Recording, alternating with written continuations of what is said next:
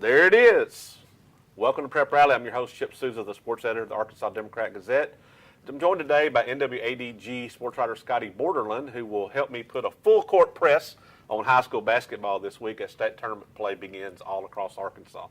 Before we get into tournament play, let's recap some of last week's games, which counted for seeding for the 7A state tournament, and the other tournaments which start this week, start on Wednesday. On Friday, the Springdale HAR-BER boys, they locked down the #1 seed from the conference. They beat Rogers Heritage 71-61. An emotional win for the Wildcats. Ryan Taylor, he lost his father earlier in the week, and so he scored 17 points in that win, 6 3-pointers. So a very emotional win for him, and a big win for HAR-BER. It's the school's first conference championship in 10 years, so congratulations to the HAR-BER Wildcats. Bentonville boys, they earned the #2 seed from the conference as we expected they would. They did get a little share of the conference title. Each had the same record with HAR-BER. They beat Bentonville West 77-61 on Friday night. Jordan Hemphill had a great game for Bentonville, had 32 points.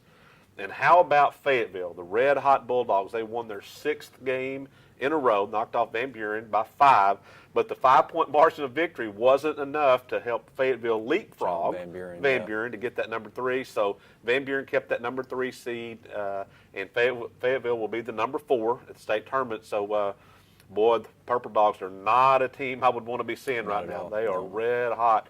Mike Capshaw spoke with Fayetteville coach Kyle Adams after Friday's win down in Van Buren about the surging Bulldogs heading into state tournament play in Van Buren.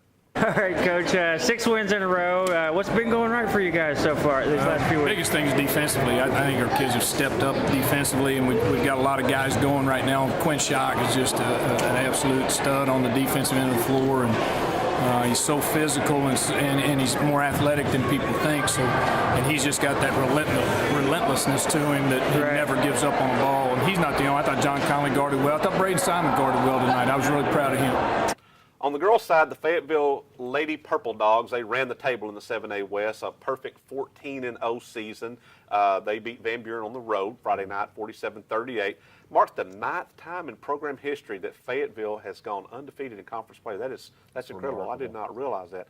Van Buren had already clinched the #2 seed in the conference. Fayetteville had already clinched #1 going into the game, so the game didn't matter except that Fayetteville wanted to go that perfect 14-0, and they mission accomplished. Get a little bit more comfortable in the state tournament. Absolutely. You never want to go into state tournament play, off of a loss. You want that momentum to carry forward. So Fayetteville was able to do that. 14 games of momentum, in fact. Rogers High, they will be the #3 seed after they beat Springdale High 53-49 at Springdale. Kind of a revenge game, maybe. I know coaches don't like to use that kind of revenge game for Rogers. Springdale had smacked them, pretty good at Rogers early in the season. So Lise Randall's had 24 points for the Lady Mounties that night. They were down by 20 at one point. 31-11 late in the first half. I mentioned on Twitter that that's probably the best that Springdale's girls had looked at home all season, minus the Fayetteville game when I think they were up by 10 or 12 points on Fayetteville. But, they were playing as good as I'd seen them play all year. Wow. And so Springdale will be the #4 seed. Scottie, looking ahead, 7A state tournament starts on Wednesday down at Van Buren. And let's start on the boys' side. We know HAR-BER and Bentonville, they drew first-round byes. They will not play until later. How about the lower seeds, especially Fayetteville? They'll take on Conway at 2:30 Wednesday. They're a team that, they've won 6 in a row. They're a team that I'm guessing nobody really wants to face them right now. Oh, no, definitely not. You mentioned that they'd won 6 in a row, so they beginning of the second half of conference play, they dropped a game. They get on a roll. They knock off HAR-BER. I think the only game that they dropped was to Bentonville, I believe. So yeah, they're rolling right now. They're playing at the right time. Kyle Adams, I think we kind of expected this a little bit because this seems like the right time of the year where he gets his teams ready to play. But yeah, they're going in hot. And, Caleb Finney and Tyler Roth and even Brennan Lewis. Brennan Lewis probably had his best game of the year when they knocked off HAR-BER a couple of weeks ago. So they get all those pieces working together. I think they can take care of Conway. But you get by Conway, you got North Little Rock. You want to keep advancing. You're gonna have to beat somebody. Well, and you're going to have to beat those central teams, and that's there's no secret there. Van Buren was able to hold on to the #3 seed because they lost by only 5 to Fayetteville. Fayetteville had to win by 10 or more to leapfrog them into that #3. So Van Buren played good enough defense to hold them to what they needed to get to hold on that #3 seed. So how much of a factor do you think Van Buren will, playing at home at Claire Bates arena. How much of a factor will that be for Van Buren, you think, against Bryant at 2:30 Thursday? Well, we saw last year what home court advantage can do for a team that's maybe not one of your top two teams in the conference. You know, Cabot, I don't think was a top.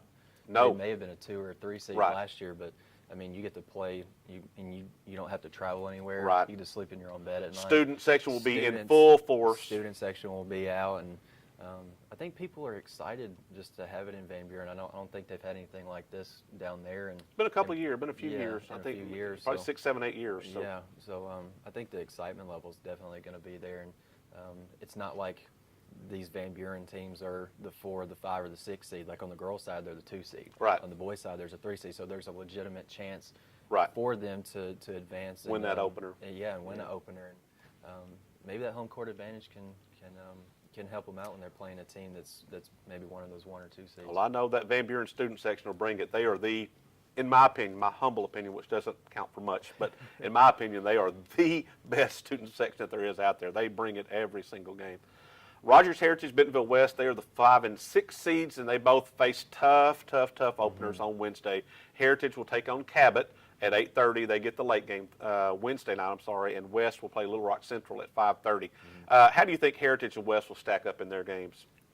Central, I mean, Little Rock Central's probably the toughest 3 seed Right. you're going to find anywhere. I mean, Cameron Johnson is the real deal at Little Rock Central, and you know, Central's really athletic, I think. But one of the things that gives West a chance is they're one of the best defensive teams in Right. the 7A West. Right.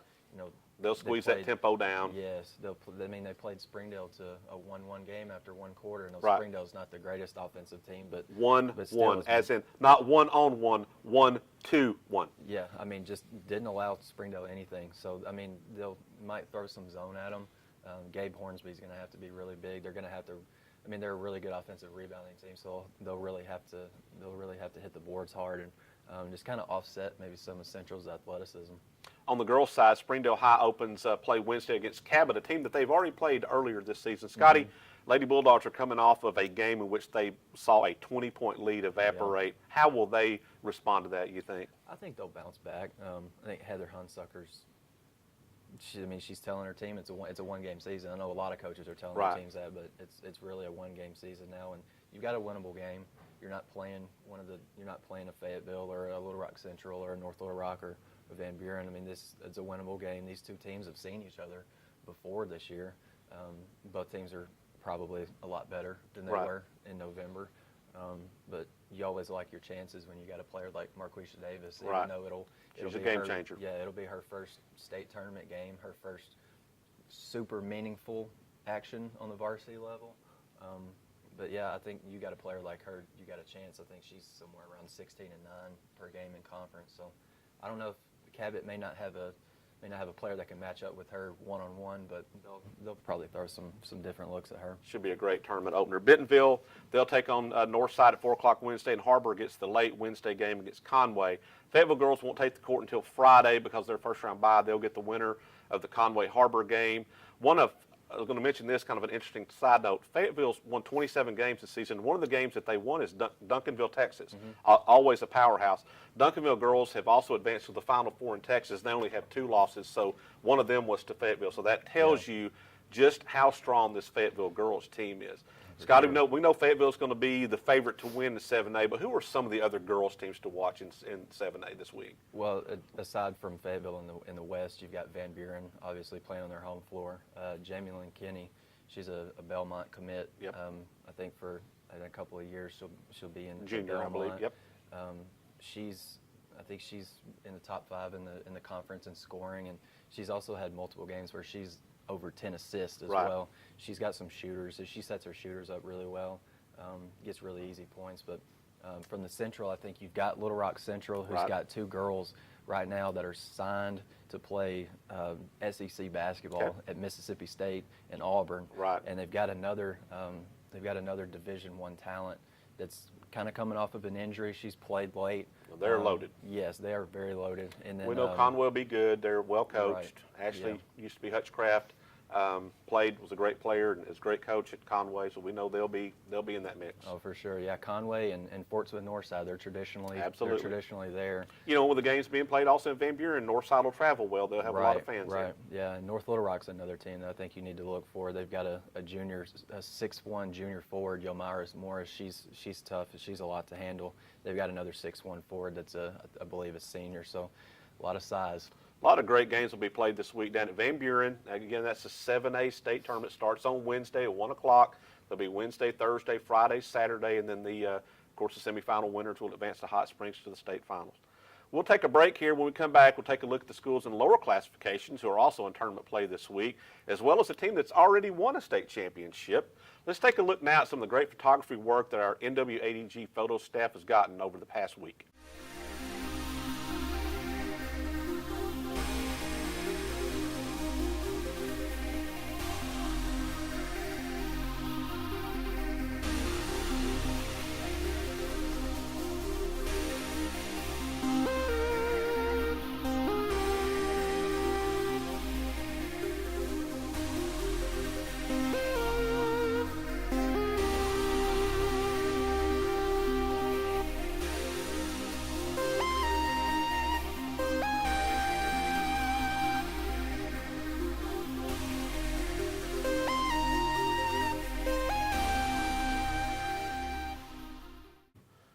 Welcome back. Now let's take a look at some of the other schools in the region who will be in state tournament play this week. In Class 5A, the Farmington girls, they advanced to the 5A state tournament in Magnolia. They'll play Batesville at 7 o'clock on Wednesday. Farmington earned the number 3 seed in the 5A West. In Class 4A, the Pea Ridge Blackhawks won the 4A North Regional Boys Championship. They defeated Huntsville 54-37 Saturday night in West Fork. The Blackhawks will open state tournament play in Nashville at 8:30 p.m. Thursday. Huntsville will take on BAUXITE at 8:30. Mike Capshaw covered the 4A Regional down in West Fork on Saturday, and he spoke with Pea Ridge coach Trent Lloyd after their big win. Coach, I know you guys scored a lot of points there, but your defense is what led to a lot of those points. Oh, yeah, that game was one on the defensive side of the ball. They really buckled down. We knew we had a different type of game plan coming in with Britton Cottle being hurt. Just very proud of the way they executed and stuck together and came together as a team in adversity. Also in Class 4A, Berryville knocked off Ozark to win the girls' championship on Saturday. The Berryville win, Ozark had won 18 games in a row coming into that game, and Berryville was able to beat them. The Lady Bobcats will play at 7 o'clock on Thursday, while Ozark will play on Wednesday against Dollarway. The West Fork girls also advanced to the state tournament, and they are the 4 seed from the north, and they will play Eastham at 1 o'clock on Thursday. In Class 3A, the Greenland Pirates Lady Pirates kind of stumbled a little bit down at Regional. They lost to Jessieville, very good team, but they did come back and got the number 3 seed on Saturday, won that 3 seed game against Charleston. So the Greenland will open state tournament play at 7 o'clock Wednesday against Junction City. Lamar won the Regional, won the girls and the boys both. Lamar beat the Charleston boys 68-58. They are 26-5. And they also open tournament play. They start actually on Tuesday, and they were to play Drew Central on Tuesday. Charleston was going to open up against Prescott at 1 o'clock on Wednesday. We want to take this time now. We want to congratulate the Providence Academy Lady Patriots. They won their 2nd straight Oklahoma Christian Schools Association state championship last week in Oklahoma City. Coach Lisa Bivens' girls, they defeated Destiny Christian 58-46 to repeat as Class 3A state champions in there, so congratulations to them. The Providence Academy boys also played for the state title. This is 4 years in a row that Providence has played in the state championship game, but they had their 2-year win streak snapped. They came up a little short, 49-45 in that game, so it ended a 2-year state championship run. So congratulations again to both teams. And Lisa Bivens, she gets to rule the Bivens household. You know, Austin coaches the boys. She coaches the girls. So she gets to rule that household for the next year, which if it's anything like my house, nothing has changed. So there you go. So congratulations again to them. So let's go from the court to the pool. We'll go to where Bentonville, they proved again they have no match when it comes to the swimming competition. Bentonville boys and girls both won state championships on Saturday at their home pool. For the Bentonville boys, it was the 13th state championship in a row, 13 in a row. And the girls won their 4th state title. There were multiple state records broken. I spoke with Henry Apple last week. He was on the show, and we talked about the pool at Bentonville and how it's like a waveless type pool, and a lot of records are broken there each year, and this was no exception on Saturday. A lot of records were broken. Bentonville freshman Ryan Husband, he broke the several records. He set a record in the 100-yard freestyle. He also had a hand in a couple of record-setting relays. On the girls' side, Bentonville's Taylor Pike, she capped a remarkable career at Bentonville, led the Lady Tigers to the team title over Little Rock Central. She won 2 individual titles and was on 2 winning relay teams. Henry Apple covered the meet for the NWADG, and he spoke with Husband and Taylor Pike and several more swimmers after the meet. You two helped start this meet with a bang, and you two ended it with a bang tonight with 2 state records. Either one of you talk about it tonight. Well, first of all, I mean, me and my friend here, Ryan, we've been training together, all year, and it's really awesome to see all his hard work pay off and really, come out with a really awesome first high school state meet. As a freshman, he's got a long road ahead of him, and I can't wait to watch how well he does in the future.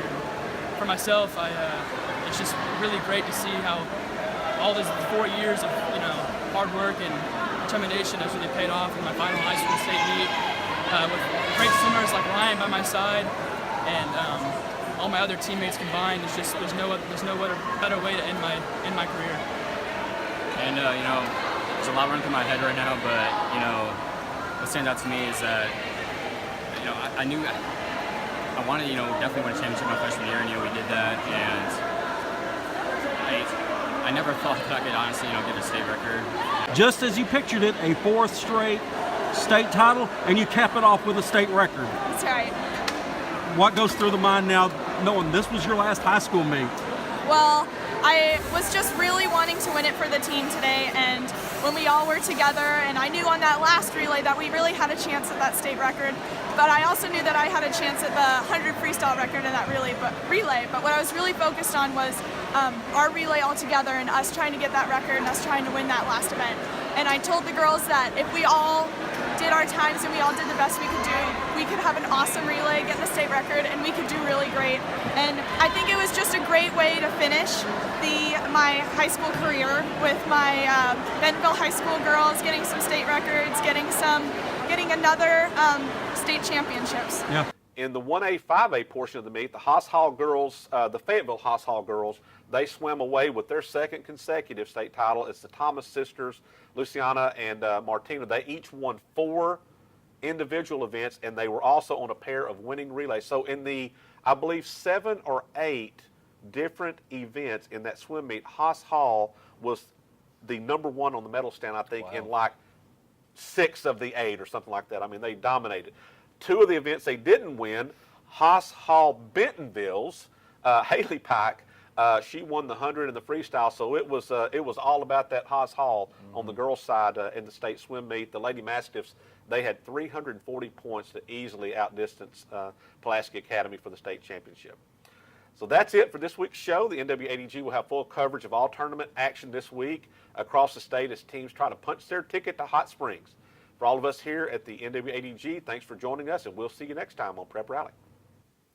Okay, I need to do something here because my view just got crazy. So how do I fix this? Yeah. Okay. What was that again? Not so much here or here, yes. Here, not really, no, yes. Yes. It's a profile shot. Just my profile. Emphasis on pro. Oh God, my advance is 666 words long. Woo!